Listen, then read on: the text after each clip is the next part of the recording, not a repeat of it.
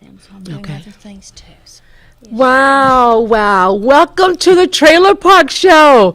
I know it's been such a while since I've been on, and I have missed everyone down here, and I've missed the city of Austin as well. I'm Marilyn Jackson, and I'm your co-host for tonight.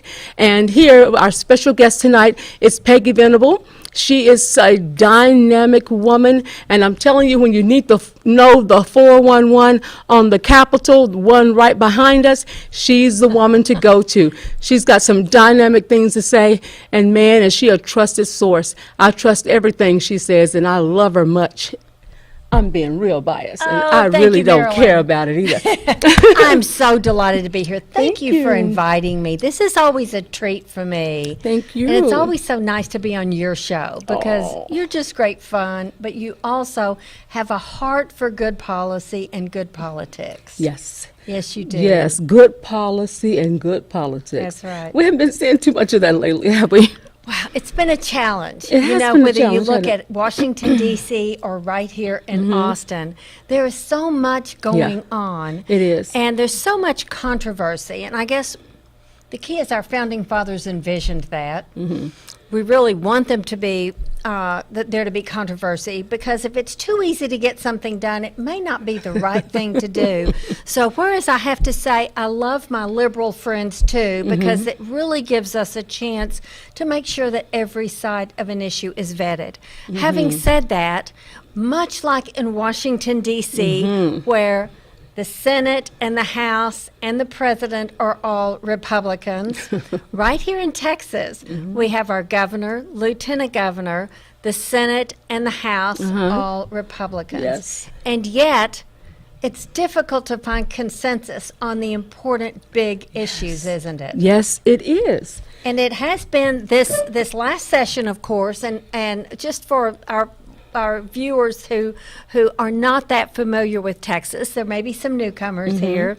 The legislature meets every other year for 140 days here in Texas. And they meet odd number years. Well, we finished the end of May, but the governor called the legislators back. And only the governor can call a special session. It's called a called session. Only he can set the agenda for that session. And the session can only last 30 days. Every bill starts over again. It is introduced. There are hearings. It goes through both houses. If it makes it there, it can either go to conference or go directly to the governor for him to sign it or veto it. So the interesting thing is, in 30 days, the governor gave them here in Texas a very ambitious agenda, and that is 20 different items. And we can go over some of those, Marilyn, and I look forward to that. But the key is, I guess, there are some items that did not make it the last regular session. Of course, over 140 days, they're also doing the budget. They're doing some big, heavy lifting items that they don't have to do during a special session. But a special session is really meant to be kind of bring them into town, roll up your sleeves, get to work, get that job done, and get back home to your business, your families, your constituents, and to campaign. Yes, and to campaign. So they've got a lot to do. And Peggy, it's sad that I feel like not very much got accomplished during the regular session this time frame. You know, you're right. I have to say, I'm not trying to defend them. The only thing they have to do is a budget. Yes. And that they, of course, did their budget, and it was a very conservative budget, which, of course, has so many of the big government advocates upset because they wanted more money spent, they wanted more big government programs enacted. So it is a challenge. You can't make all the voters happy. But the key is that legislators do need to make their constituents happy back home, or they're not going to be returned. So what we are doing is really encouraging people to weigh in, to make sure their legislators know what they want them to do.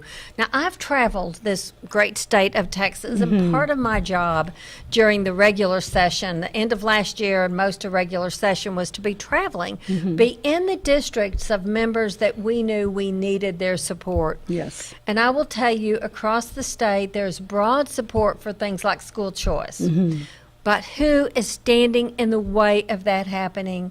It is the establishment, public education bureaucrats that don't want to have parents have any decision rights over their children's education. My goodness. It's a big problem. So that's what we're fighting. Isn't it truly sad? is. I really wish more and more parents would really get involved and Yes. really come forward so that they can, voice what their preferences are for their Right. own children. That's what really gets me. It's like, how can you, as another person, feel that you know what's best for my child? Yes, thank you so much. And, You and say that I don't so particularly well. I don't particularly care That's for that, right. but I wish the parents would really get involved, but really know what's happening. If you do know something, don't be quiet about it. You Right. need to find out who it is can I go talk to. Well, Right. maybe you may want to start at your school district. I'm not sure, Right. or with your legislature. Right. You're so right. People should not be silent because government goes to those who show up Exactly. and who speak up. Oh, don't they? see. Doesn't it?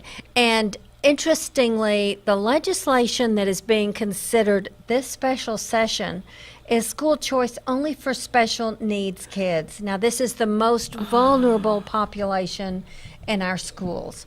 And the IDEA law, IDEA, the Individuals with Disability in Education Act, that was passed in 2004, I want to say, provides federal funding, or a portion of the funding, for those children to get very specialized education. And what does special needs entail? Or how do we define that? It could be someone from a mild case of ADA or autism, dyslexia, to much more severe cases.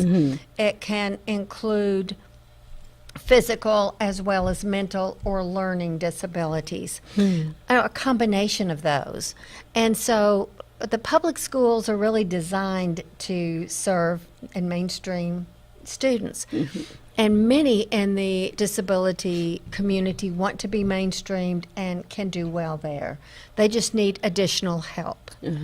Others, though, truly are being challenged and need more therapy and more assistance than the school districts are willing to open that door for it. Let me just share with you, I am going to be testifying tomorrow. Okay. The hearing is at 8 a.m. tomorrow at the Capitol.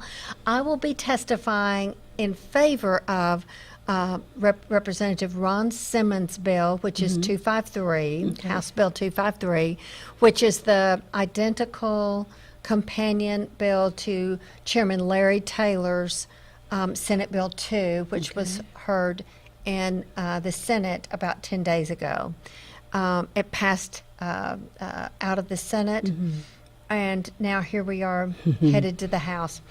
And we hope we can get a vote on the House floor.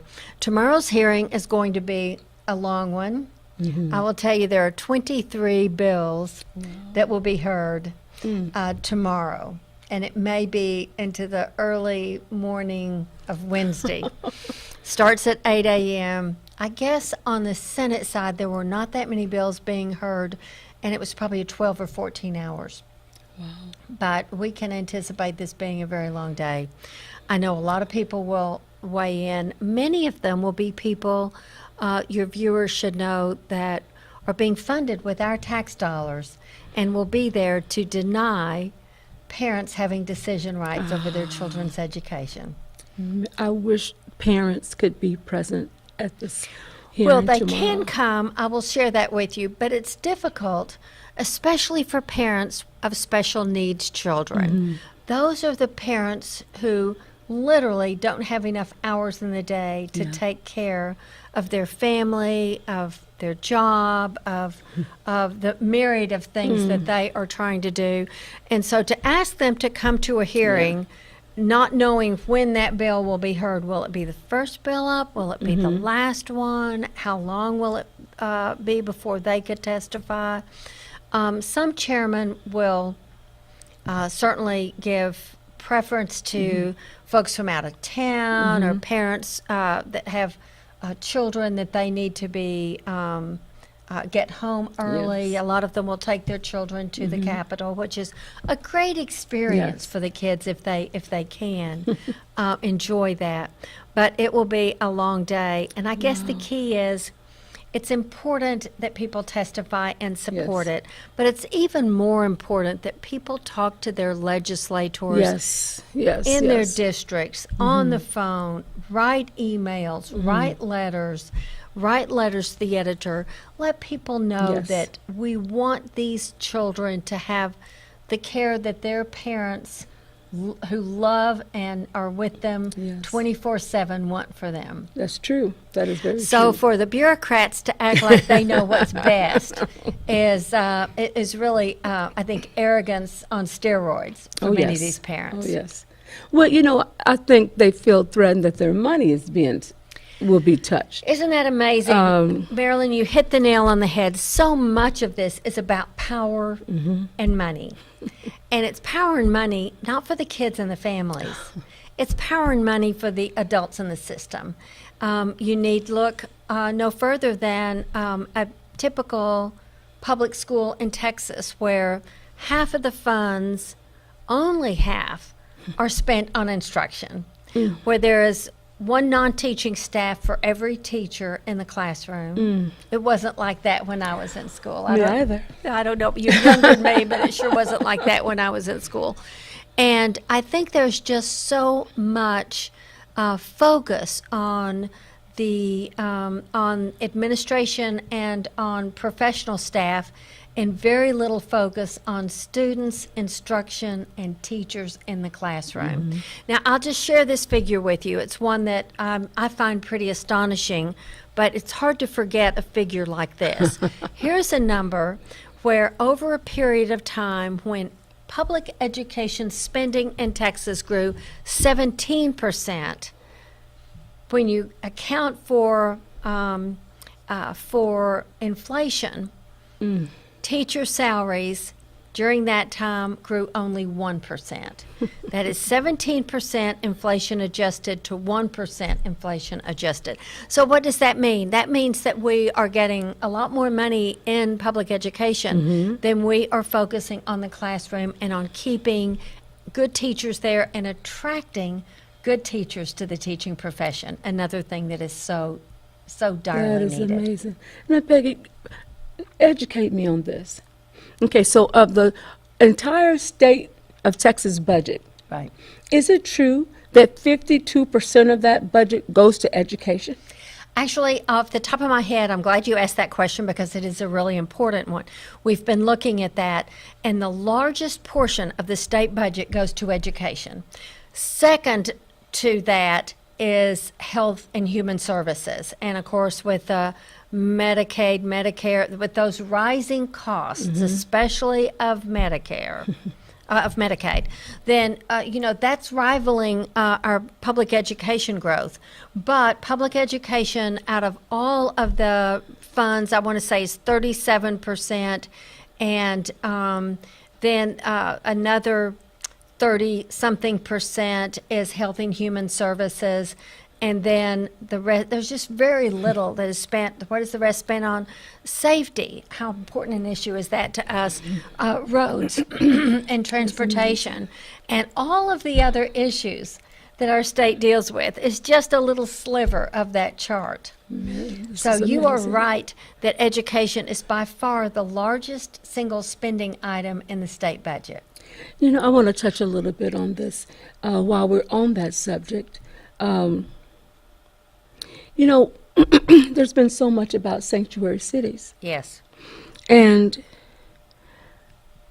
I believe that there's so much money, when you talk about health and human services, there's so much money that's spent on undocumented citizens in the state, in the city. There's so much money spent in education. Right. When I guess if the children are born here, then they're citizens here. But not to offend anyone, but my point I want to make Right. is that somebody is paying for this. Right. That's right. And it's not that government where their they come from. nationality comes from. Right. Right. And So what will we continue to do? I don't want to use the term go broke, Right. but will we, I mean, when you have, when you have a people, a entity, government entities that don't want to line up and Right. come under what the law of the state of Texas says, don't want Right. to abide. I mean, when you just really disregard the things that our governor says about sanctuary And that our cities, government says, what our right. government, and you turn around and do the total opposite. That You know, you said just the right thing too, and I hear this across the state. I think that number one, the biggest issue with sanctuary cities is we have a law. We are a country of laws. And if you ignore the rule of law, who among us can decide what laws we're going to abide by and what we're going to ignore? Well. And so many city officials want to ignore the immigration laws and want to ignore those. I think most of us will agree that we have empathy, sympathy, and we have a heart for all of those people who were born in countries that are not nearly as free. There's no country that is exceptional like America. No other country. So there are legal ways for them to get here. exactly. And I know my daughter's best friend. Her family immigrated from Russia when she was 2 years old. My daughter's now 28, going to be 29. And it was a long process. The mother is a PhD, and the grandmother was a medical doctor, and yet they cleaned hotel rooms in Italy. They did whatever it took to get to this country. So you look at that kind of sacrifice, and then you realize that there are people, frankly, running drugs and human smuggling across our border. Yes. And it's reasonable to say, why can't we control that border? Now, this is not an issue that the Texas Public Policy Foundation or my predecessor organization, Americans for Prosperity, works on. We work on fiscal issues. What do we deal? How do we make sure that public dollars are wisely spent? And certainly this impacts on that, but the immigration laws are not those that we really focus on or deal with. Having said that, I think that what we can do is push our legislators, certainly our congressional members, because these are federal laws, Yes. that we can push them to modify our immigration laws to allow more people to come in who can productively contribute to this society, to make sure that those that we are bringing into this country for humanitarian reasons, that yes, they are vetted as thoroughly as can be, and that there are ways that we want to and need to integrate them into our society if they are going to stay. And I think that's the big difference from when our forefathers founded this country. People came here to found the country to create a new country, an exceptional country. And certainly they lived in little colonies and enclaves, and we only need to look to Fredericksburg, and that was the German town, etc. And yet they were all eager to be Americans and to integrate in some way here.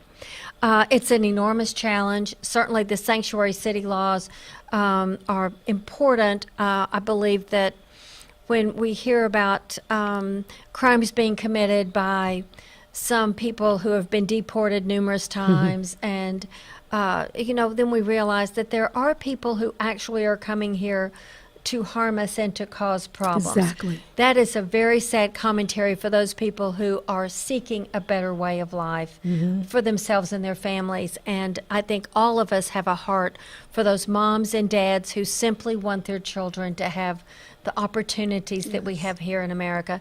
I have to tell you, I feel so grateful to have been born here in America, Yes. and that my daughter was, and that we have the freedoms that we have.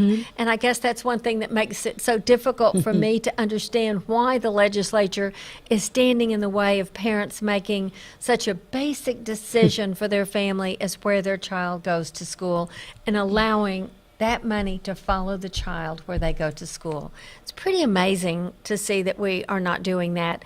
Much like, I guess we're all, those of us that are conservatives, very disappointed that nothing is being done to eliminate Obamacare, to repeal it, because we know you only need to look at that little baby Charlie from the UK, when the government was not allowing him out of that country to seek even experimental drugs.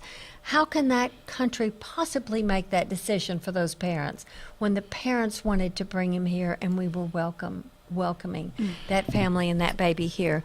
And that's just a sign of when government gets too big and has too much control of our lives, then they make decisions that we would not be making for ourselves likely. No. And I don't think most of us here want to see that happen here. You're absolutely right. It's just control. It is control, power. Power. Stay in your lane. Stay in your lane. The government have a lot to do. Yes.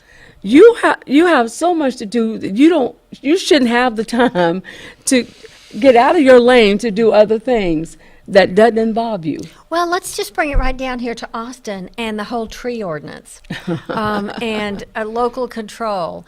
I believe local control and property rights are truly bedrocks of our society. And so if the government can tell you you cannot cut down a tree on your own property, then you have few property rights. They're already telling you in zoning and telling you what you can or can't build and what material you can use and what you have to do. And I think the permitting process and the ways that is slowed down by city governments. And I will just share with you, I spent a weekend writing letters to the editor, op-eds, and blog posts about so many articles that I read that just made me so angry. Look at my Facebook page, Peggy M. Venable. Follow me on Twitter, @PVenable, and you will see. I hope it doesn't come across as just angry, but I thought we need to reply to these folks. Now, there's an article in I think it was yesterday's San Antonio Express News, where the legislative director of the Texas Association of Counties had said that the conservatives in the House of Representatives are just ravenous wolves, and that if the property tax bill makes it, the bill that would reform property taxes, lower the rate that local governments can increase it, and then call for an automatic rollback, a vote of the voters' approval to go beyond that. So it's really not a spending cap, but it is a trigger. It forces local officials to explain to us what they want to do and sell us on it. Thank you. They have a chance to sell us on it and then ask us, can we take more of your money? Yes or no? And so I have to tell you, when the Texas Association of Counties, the Texas Municipal League, and these groups that we are funding with our tax dollars, our city and county funds, and they are lobbying against you and me as taxpayers, something is wrong. Something is So you wrong. can bet I answered that. And then for Jay Leeson, a talk show host in Lubbock, to be saying that that we need to fund small school districts more.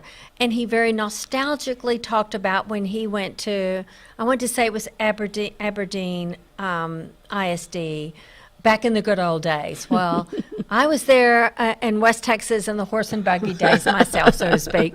And I was Odessa Permian, Friday Night Lights, high school. It was my high school. And, I have to say that there are certainly perks to being in rural Texas.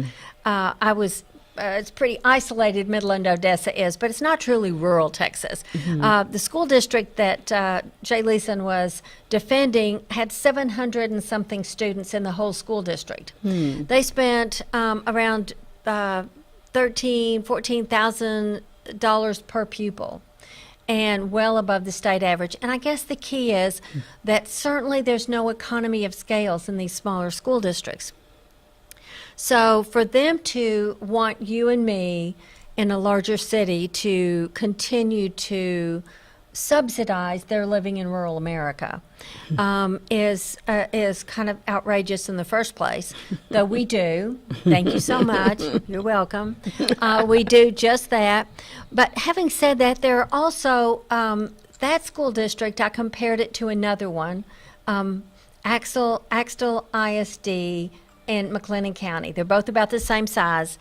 The McLennan County ISD that I'm referring to has no debt, whereas Jay Leeson's alma mater ISD had over $1.7 million per year just in debt service, an enormous part of their budget. So they have floated a lot of debt, yet they want all of us around the state to come in and bail them out. And I have to say, at some point, we're going to have to determine, how do we handle these tiny school districts? Can we consolidate the administration? Can we do some online learning for some master classes and things? I will tell you, though, that school district, they have one non-teaching staff for every teacher. I want to say they have something like 6 staff people for every student, and that staff includes a teacher. So 6 staff people for every student, and you think, where do we stop? Where does this end? It's just pretty amazing. So there are all these demands being made of you and me that we need to support, supplement, contribute to all of these other folks, so to speak, and yet certainly the Constitution says that we do need to provide every child in this state with an education, and we want every child to get the best education they can. We just need to find ways to do that more efficiently and more effectively. Well, Peggy, you know what? What we really need to do is just really close the bank on the school district. It's closed. No more Work blank with checks. what you have. Right. If you didn't get anything else, you'll make your budget work. Right. You'll cut where you need to cut. Right. No. Let me cut your fingers. I'll cut your hands off because you keep reaching. You got your hand out there wanting more. Work with what you have. Well, I think the challenge is that the Constitution, and we've been in, the Supreme Court has done many rulings on Texas school finance, and we're looking at that again this session. As a matter of fact, the school finance bill is one of the bills that will be heard tomorrow in the hearing that I'm going to be sitting in for hours and hours. But I think the challenge is that so many of the education bureaucrats are so accustomed to doing just as you are implying, and they do, always demanding more money. And yet there's little willingness to say, this is where we can make efficiencies, this is where we can make cuts, or this is where we can cut our budget. And it generally is not in the superintendent's office, and it's not in the administrative offices, I fear. Tell me this. So what place is Texas in when it comes to education of the United States? That's a great question. We're actually studying some of that. The Texas Public Policy Foundation has been and is, and it kind of changes year by year. People will say, oh, we're one of the lowest spending states. But folks, we have the 6th lowest cost of living. So for us to compare ourselves with New York, Connecticut, New Jersey, Pennsylvania, in terms of how much we're spending on education, where some states are spending $20,000 per pupil. But how far does that money go when you're a really high-cost state? And everything from housing and teacher pay and everything else is costing them more. So I think everything is relative. I think we should compare it to the cost of living. Now, how are we doing? Let me say, nationally, we are not in the top 10 of any of the major topics when you look at other developed countries. Whether we're looking at science or math or any of the key subject matters, we are not doing well. Now, in Texas, we're actually doing better and are continuing to do a little bit better in some of those core courses. But you can look district by district and see how your district is doing financially as well as on test scores. And I have that right on my website, and that's peggyvenable.com. Peggyvenable.com. On the left-hand side of the page is it's not exactly a box. You just click on the words, see how your school district is doing, or something like that. And that will lead you to the snapshots. And then it actually walks you through how you find your school district, how you compare that to the state average, then how you find the debt in your school district, and that's on another website, the Texas Bond Review Board, and then how you find just how much your superintendent is making. Let me share, I am very popular with the superintendent. They love that I'm telling everyone just what their contract says, when actually voters should know, and it's on the website of many ISDs, but people don't know to look at it.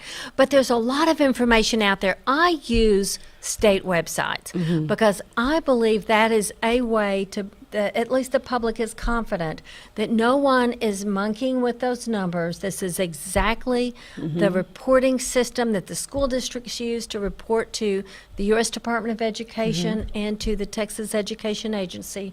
So it's good data, and for me, I'm such a nerd. It's fascinating information, but it also makes my blood boil at times.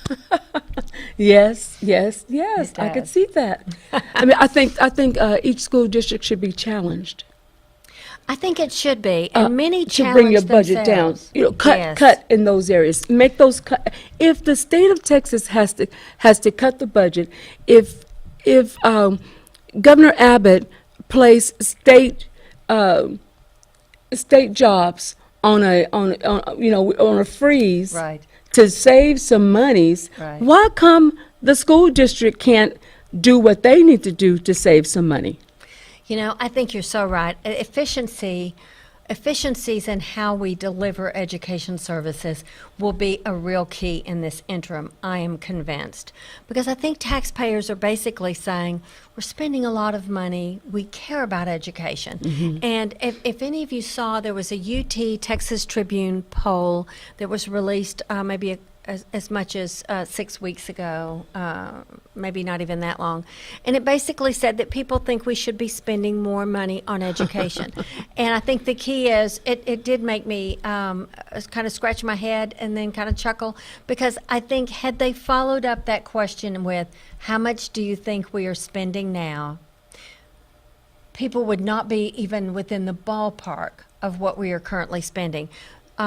More surveys have shown that when people realize how much is being spent, then they say, we're spending plenty. I think the key is the school district setting spending priorities. And for me, that isn't a football stadium, and that isn't a sports team. It is a quality teacher in the classroom, and it is a quality instructional program that will serve students well, and there are a broad range of students. Teachers have a tough job. My Yes, they cousins are all do. teachers, and I hear regularly just the challenges they have in the classroom. God love them for it. Yes. And yet they also don't believe that they should get paid the exact same amount as the teacher next door who doesn't work nearly as hard.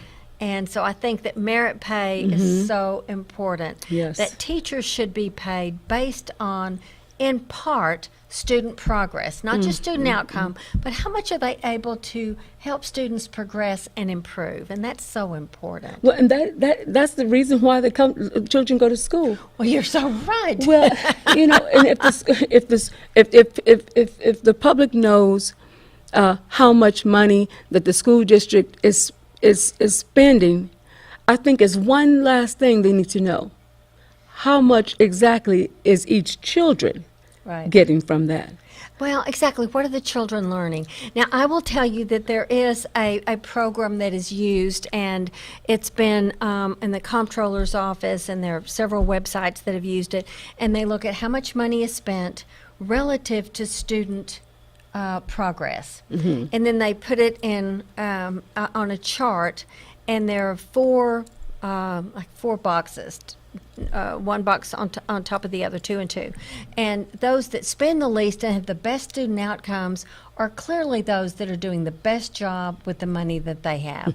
Those that are spending the most money and have the worst student progress, or not just outcomes, I'm sorry, student progress, then it tells us that they may not be spending their money in the right place, and that they need to take Make some another look at adjustments. that. Yes. Make some adjustments. You know what it Absolutely. reminds me of? Really, it reminds me of the child support. Right, So what the state gives to the school is for the children. right. That's child support. Okay, So if Yes. if the administration is the one that's over it to Right. take care of it, it's Right. for the children. right. It should be. They always say it is. It is, don't should be they? for the children. They pass all those bond initiatives saying it's for the children. But you and I both know, much like those bond initiatives, the bill will come due. And who is going to be paying that? It is our children. And that is the legacy we are leaving them, a legacy of debt. Let's hope that we have educated them well Yes. so that they can make the money to pay that debt.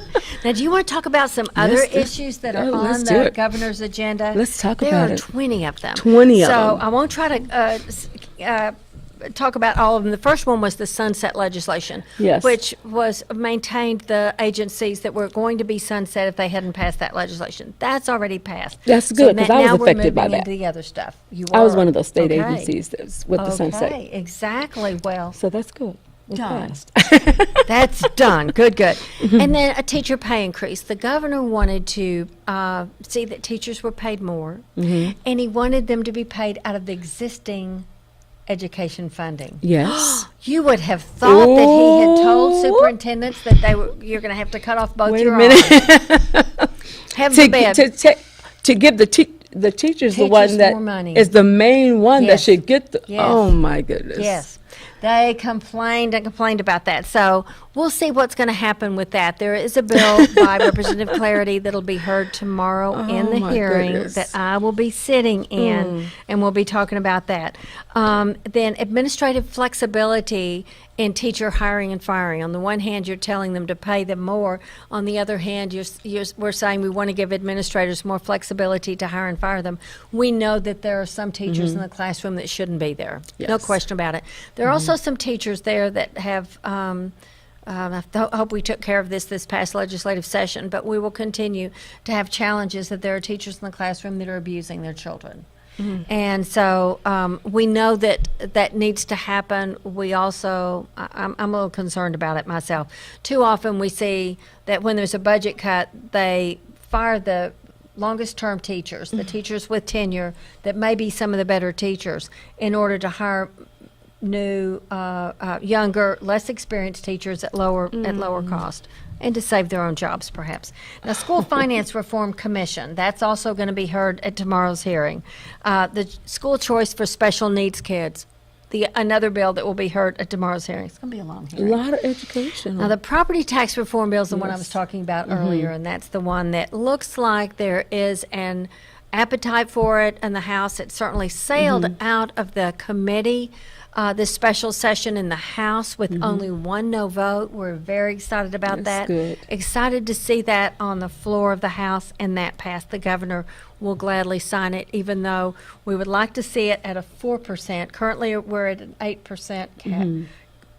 It's called a cap, and then a petition gathering process has to be done in order to put it on the ballot if they want to go more than that. So you and I have to go gather petitions. We want to eliminate that petition gathering process and it be an automatic rollback. Smaller taxing entities have been carved out of that, but it still will be a better bill than not having a bill at all. So I am excited about that. Then the tree ordinance and the whole issue of allowing cities to regulate what property owners do with trees on our private land. That's an important issue. Preventing local governments from changing rules midway through a construction project. How simple is that? I would think that that should be something that wouldn't even need legislation, that common sense would simply say if you're halfway through a project, you can't change the rules on it. That's bad regulation. Yes, it is. And there's a lot of overregulation taking place in cities. Speeding up local government permitting process, another important thing. Municipal annexation reform. I got in an Uber this weekend, and the driver lived near me, and he said that they were just annexed by the city of Austin. I said, oh, Austin doesn't want my neighborhood. We have septic tanks. No, they don't want us because we'd be expensive to annex. But they didn't annex him, and he was so angry because he did not get a vote in that. And I said, well, we're going to hope to change that. It won't help you, but hopefully it will provide some protection for some other folks down the road. There's another one, texting while driving preemption. That is really to say that we need one set of laws across the state. I don't want to know if I'm driving through Giddings, Texas, what that law is, and into Houston, what is that law? Yes. I'm not a fan Across of the texting board, while driving. Let's don't do it. But we also had on the books distracted driving laws that should have taken care of that too. Oh well, too many laws. Privacy, that is what's being called the bathroom bill. It's really so much more than that.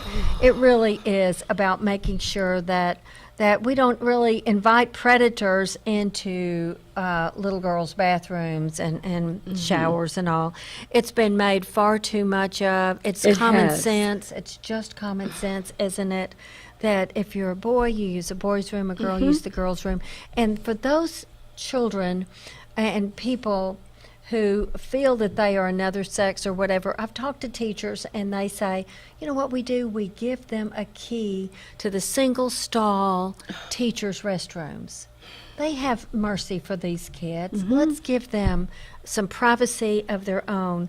And this is, I think, just been totally blown out of proportion for political reasons in part. But anyway, that's a bill that is going to be interesting to see how that goes. Taxpayer dollars are currently being used by public entities to collect union dues.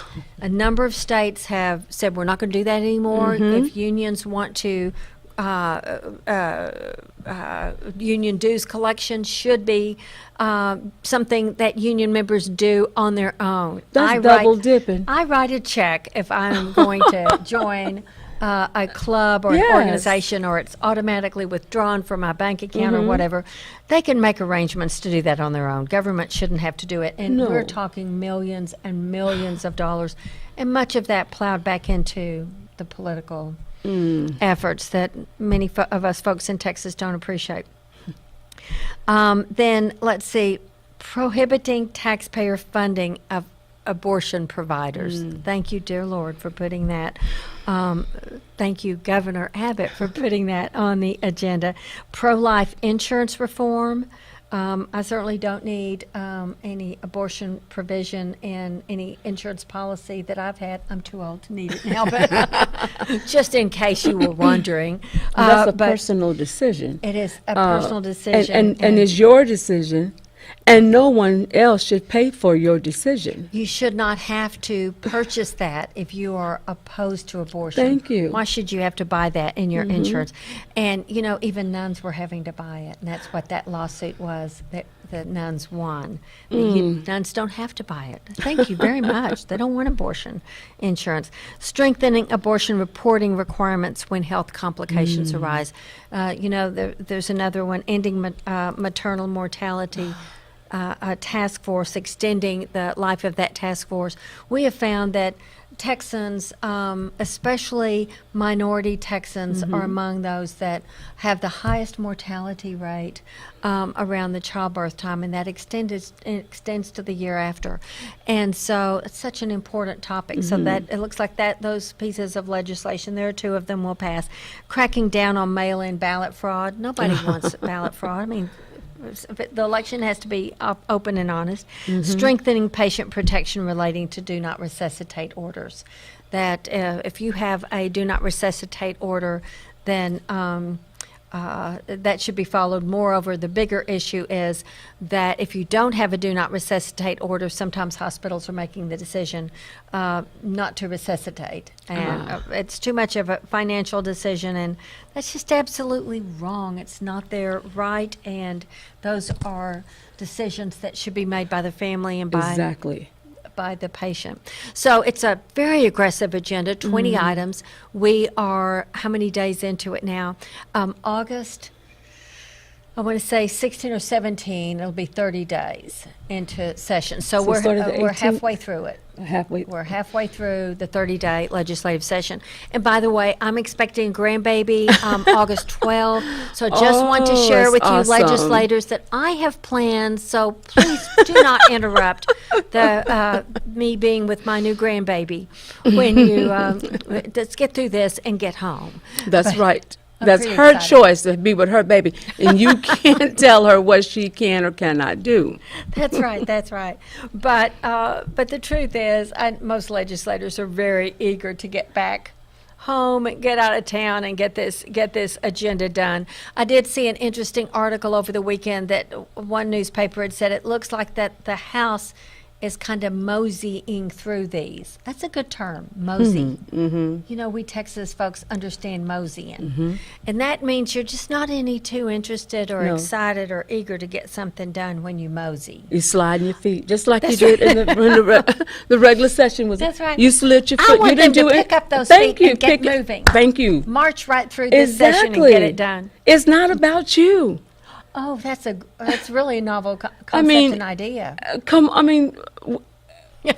Because of the fact that you didn't do what you needed to do the first time, you know, how dare he have to even call a special session You know, it's when pretty- when you needed to have been doing what you needed to have done in the first place. You know, the governor made pretty clear on his website when he called this session that if they had done their work during the regular session, we wouldn't need to be calling this. Well. Ooh, that was just, he was really calling them out on it, wasn't he? Oh, yes. It's going to be interesting to see how many of his 20 agenda items get passed. Here again, we have a Republican governor, Republican House, Republican Senate.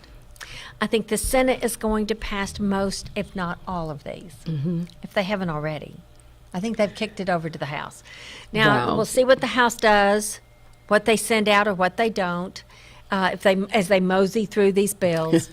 But I think there is a heart to get done what is right for Texas, for the people of Texas, and Peggy, it didn't is the the governor people's agenda. say that he was going to allow the public to see where these legislatures Ooh, and I know, what? taking names. Now that's Yes. pretty blatant. Well, I'm not sure that we've seen a governor say, "I'm going to be taking names" lately. That kind of sounds like he's going to hold them accountable. exactly Wow. the kind come I like that. about time. About You- time. because That's right. I mean, they need to be accountable to their constituents anyway. So true. But when you sit back and you just mosey along, you've moseyed for years, nothing gets done. I'll share with you, there are some truly great champions of taxpayer protections, of freedom, of liberty, of free markets in the Senate and in the House. And I think that that they are hard at work trying to get things done. So there are a few people that may be standing in the way or dragging their feet. It's not, when I say they're moseying, I don't mean that they all are. Just Yes. some key leaders or committee chairmen might be the moseyers. But the sad thing is, and let me just kind of bring it back home to something so near and dear to me, to know some of these families with special needs kids, and to know that they literally have fought their school district, the school district that should be the facilitator to open the door to the opportunities for their child, to make sure their child has the education opportunities that they need in order to succeed. But too often these school districts are serving as a roadblock for these families. That is a great Let's thing. face it, educating special needs kids is expensive. and there seems to be dragging their feet. If they drag their feet a month, that's too long. But some for 1 and 2 years and more, denying children even being tested to see if they are special needs, or refusing to accept paperwork from outside doctors who have diagnosed children as having a special need and needing special attention.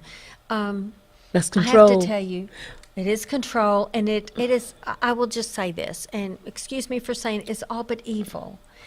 For these children and these families to not get what law requires they get. We go back to something like a sanctuary city bill. The IDEA law requires that these children be given the special needs, whether it be therapy, speech therapy, physical therapy, whatever they need, that will serve their specific disability and help them progress. I have seen instances where families, there was a family in Florida where the little boy could not write, and he was dyslexic. When he got a McKay scholarship, which is a scholarship for special needs children to go to a private school, his mother took him to another school, and she threw up on the screen when she was speaking at a conference. This is what he was writing 6 months ago. This is what he is writing today, and the dramatic difference. And you see, you can change this child's life. If you wait a year, you wait 2 years, it could be too late to be able to bring them the hope and the opportunity that they deserve. And it's only The affecting most the child. vulnerable among us. Well, you use a very good word, evil.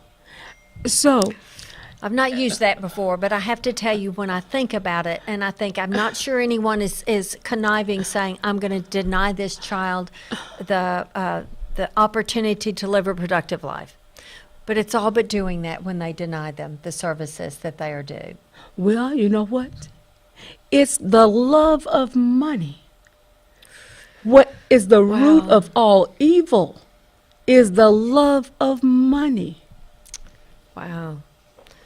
You know, I have to say it is troubling. What I'm going to be doing tomorrow is I'm going to testify and share with committee members as much as I can in that 2 or 3 minute period I get to testify. Thank you very much.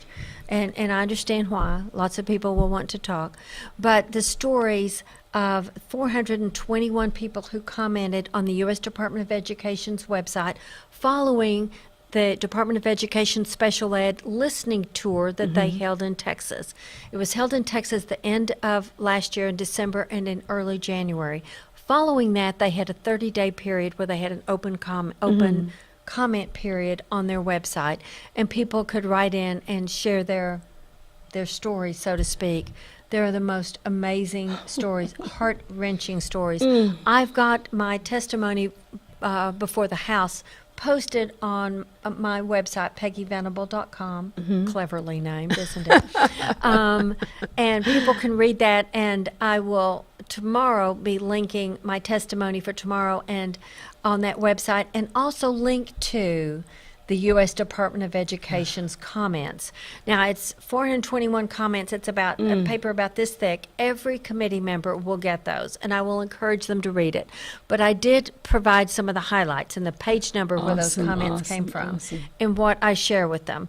But the bottom line is, IDEA law is a federal law that allows parents to take their money to the school where their child is best served. Sadly, it goes through the school district, and we really believe that the decision rights for that child's education should rest with the parent, Yes. not with an education bureaucrat. Exactly. So that's what we're going to be fighting for tomorrow. That is so awesome. Now, will we be able to live stream this? Yes, as a matter of fact, it will be available on texaslegislature.com. They do have a live video of the hearing. It will also be available archived after the fact. It is the House Public Education hearing. I will put on my Facebook page tonight and tweet out the link to to where to find those. Awesome. But it's Texas Legislature online, and then just look for House Public Education hearing. It will be a long hearing. Grab your popcorn or your, your potato chips or healthy food and a cold drink and sit back, because it will be a long day. At least it'll be something. You know what? I really hope that each legislative session, that this only gets better and better. Our education, our decisions, I hope the so. finances, I will tell especially with you. the choices that parents should have. Yes. I just hope it gets better I and will better. just share with you. I'm not going to retire until we get school choice in Texas. Okay. So let me just share with all of you administrators that are looking forward to me going away. I'm not going away She's until not this going gets anywhere. done, because I've got a little grandbaby to take care of now, Yes. to make sure that he has freedom too. But this is the most important thing in our lives, our children's opportunity to succeed. And I've been working on this for 20-something years. I was at the U.S. Department of Education back in the early 1980s. I was just a little baby, Marilyn. Just know I was just a baby. And I'll continue to fight for this. Yes, yes, yes. We may still be on until 56 Well, I just want to seconds. say thank you so much, Marilyn, for having me. It's just a delight. I'm glad you're Always just a here. delight. I'm Thank you for glad having you're here, me and I on. need you here. We need to hear what's happening, which is so amazing. And the great staff and crew that you have here. Yes. I always enjoy coming to this station, and what a great job y'all do. Oh, thank you so much. That's our crew. They're live. They Well, are it's- live. It's a real. It's a real. Oh, thank you so much.